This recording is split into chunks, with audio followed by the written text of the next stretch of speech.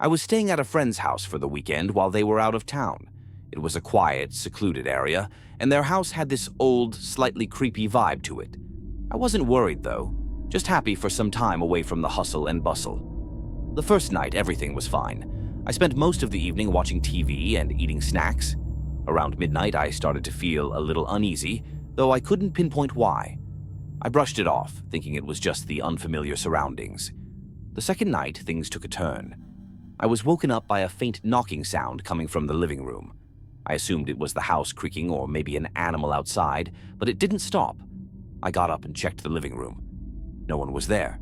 The sound stopped as soon as I entered, so I thought maybe I was just imagining it and went back to bed. Around 2 a.m., I woke up again, but this time I heard footsteps outside my bedroom door, soft and slow, like someone was walking up and down the hallway. I was terrified but stayed still, thinking it might just be my mind playing tricks on me. The footsteps continued for what felt like hours. Then, just as suddenly as they started, they stopped. I got up and checked the house. Everything was locked up tight. No one was around. But when I walked into the kitchen, I noticed something odd. A chair that had been pushed in was now pulled out, and a piece of paper was on the floor. It was a small note written in sloppy handwriting. "I'm watching you." I froze. I didn't know who could have been in the house.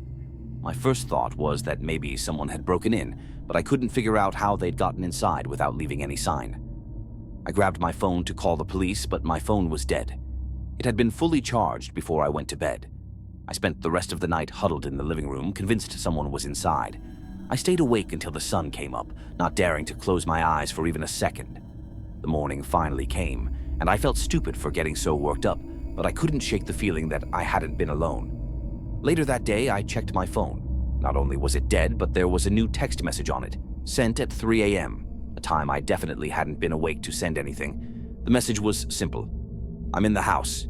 You should have locked the door." I tried calling my friend to let them know, but they didn't answer. I ended up leaving the house immediately and never went back. Years later, I heard someone else had rented the house.